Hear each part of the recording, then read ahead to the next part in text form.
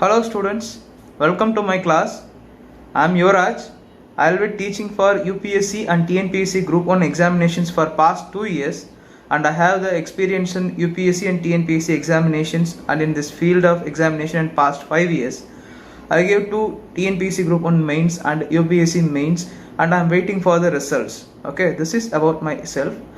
Before we move on to our demo class, I like to give you about my method of teaching or how the classes will go in my classes. Okay, first of all, for example, if we take preamble from Indian polity, I will give important points to be noted in preamble that can be asked in the examination. Everything will be provided in a PPT format. Additionally, I will link the topic with previous year questions and the potential questions which can be asked in the examinations in the near future, so that students have the clear-cut idea of how to study or what to study or how to read the syllabus. Okay, those things students will get the idea. Okay, this is how the classes will go. Let's jump into our demo class. Today we see economy. In economy we'll see inflation. We couldn't possibly cover entire inflation in this 15 minutes or 10 minutes lecture, so I'll give you brief overview which is related to UPSC examination. Okay, I assume everybody listening to this video is a beginners who don't have any idea about economy.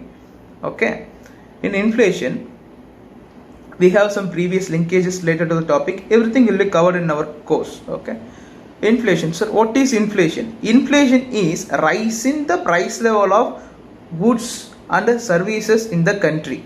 Like baskets of commodities, pricing is rising consistently.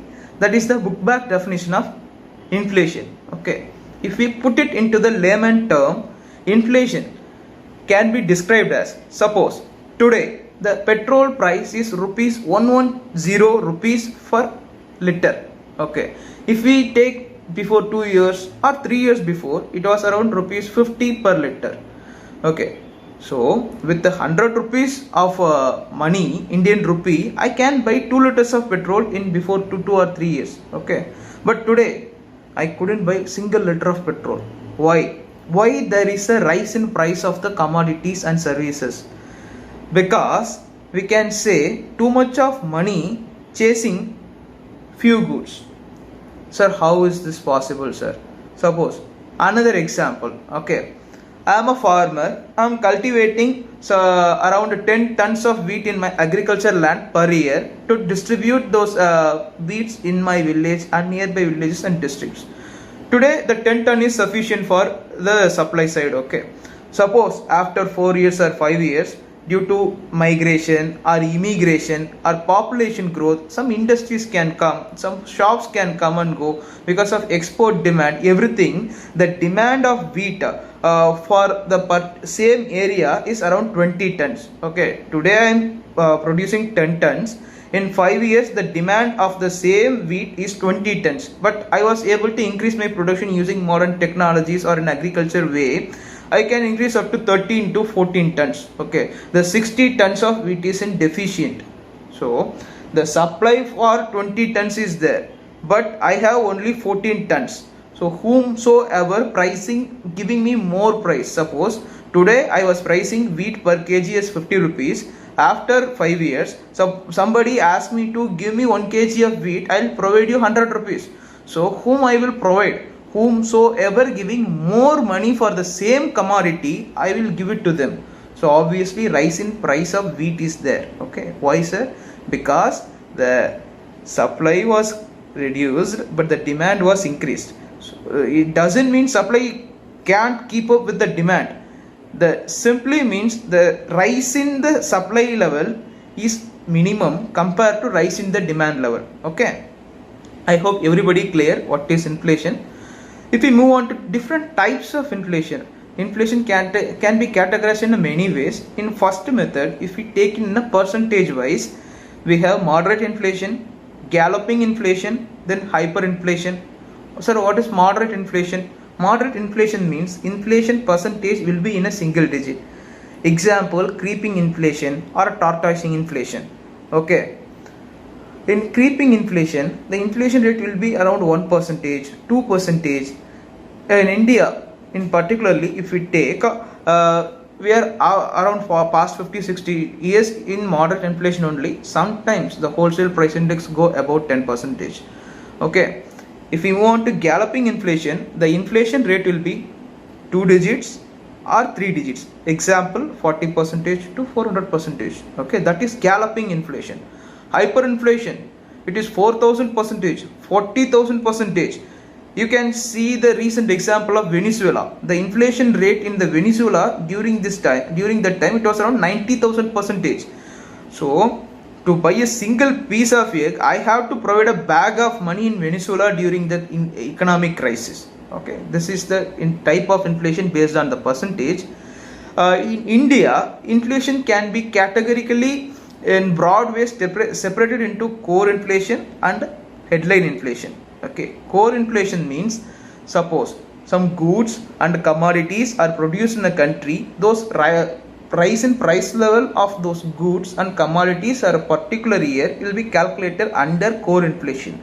But under hyperinflation, same goods and services will be calculated plus food and fuels price also calculated in headline inflation. In core inflation, there is no addition of foods and fuel, only goods and services. In headline inflation, foods and fuel also included in the inflation.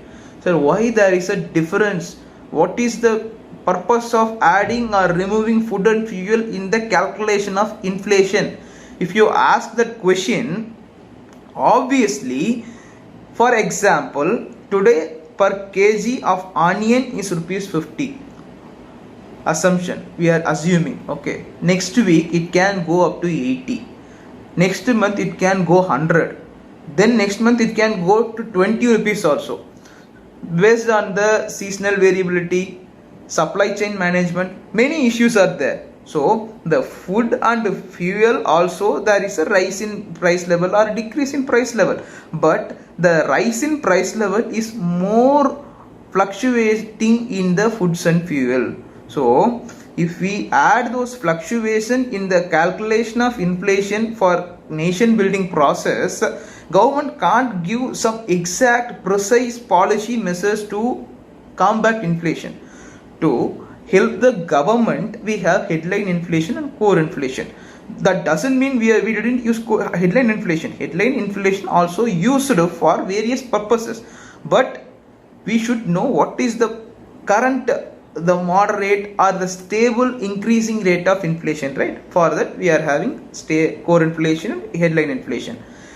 Today for demo class we have many, around 10-12 types of inflation are there. We will see 4 or 5 types. Okay, first type, demand pull inflation. Same, you take the wheat example. The demand was more, the supply was less. Higher demand was pulling the supply because of the rise in price level is happening. Okay, that is demand pull inflation. Then cost push inflation.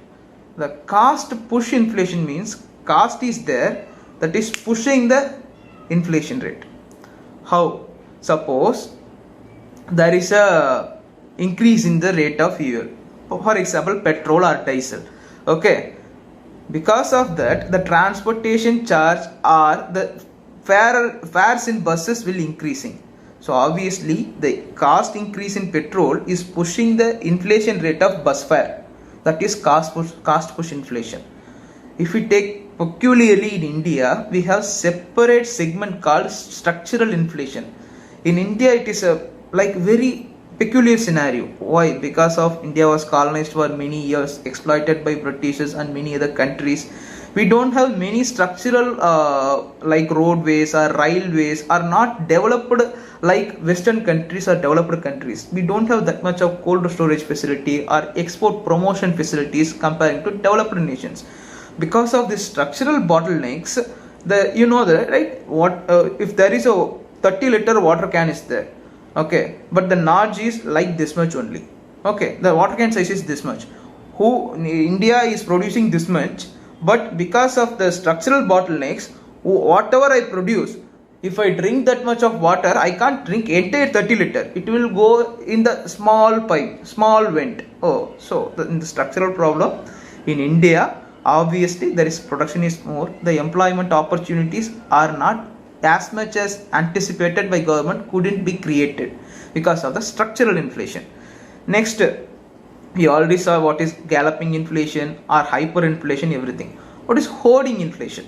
Hoarding means, suppose, take the onion example. That time, because of the lack of supply of onion, the price was increasing. But I am a trader. I know the onion price is going to increase sooner or later, within a week or within a month. So what I planned now with the other traders also, I planned, let's hoard some tons of onions so that people will demand more onions. When the demand was more, if we supply those onions, whatever we are hoarding, obviously we can rise the price of the onion.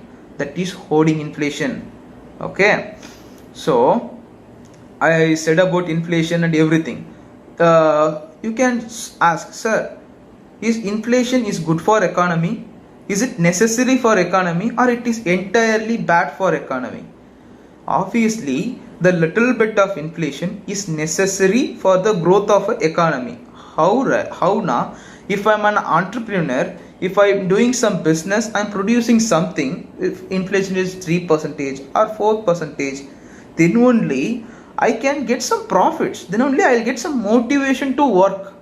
So to grow, to enhance the growth of the economy, inflation is necessary. But the inflation rate is more than the interest rate, or more than 10%, 20, 30, 100%, then it is bad for economy.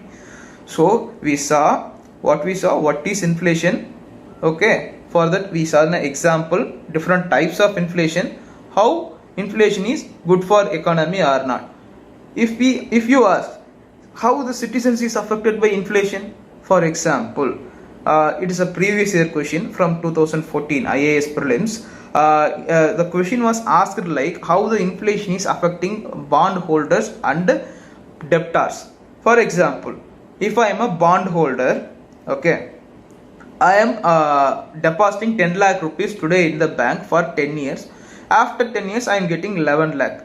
Okay, for example, today for the 10 lakh, I can buy some Kia car, Sonet or something I can buy. Is it possible to buy the same car with the 11 lakhs after 10 years? Not possible. The value of money, the purchasing power of money got reduced over a period of time because of higher rate of inflation than the interest rate. The purchasing power of money, I told, right? Take the petrol example. With 50 1 rupee coins, I can buy 1 liter of petrol before 4 years. But today, with 100 1 rupee coin itself, I couldn't buy 1 liter of petrol. I needed 110 1 rupee coins to buy single liter of petrol. So the purchasing power, the power of rupee got reduced over a period of time because of inflation. Okay, you get it right? Because of inflation, purchasing power of rupee will be reduced. Okay, so we saw how the bondholders is affected. If I am a debtor, you lending me 1000 rupees today, I am repaying those 1000 rupees next month. For example, today using the 1000 rupees, I can buy 9 liters of petrol. If the price of petrol next month is 150 per liter, will you able to buy same 9 liters of petrol? So obviously, who is gaining, who is losing? I am gaining. I am borrowing from you. I am gaining, but you are lending to me. After 1 month, I am repaying the same amount, but you are losing. Okay, that is how citizens of the nations affected because of inflation. Okay, we saw everything from starting, inflation types, and how it is affected citizens.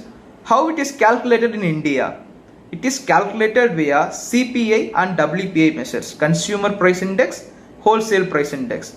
In India, currently we are using CPI measure for official calculation of inflation. Okay, this is I think so sufficient for demo class. We have to see like how CPI is calculated and what is the inflation rate RBI has to maintain, or how the inflation has to be tackled by Government of India or RBI. Everything we'll see in the entire course. Okay, I'll give you a brief overview. In that overview itself, you cover two preliminary examination questions of UPSC, the bondholders and debtors question and how the inflation is affected the nation. Okay, we covered two questions within 10 minutes. I hope everybody understood the concept. Thank you for watching. All the best for your examination.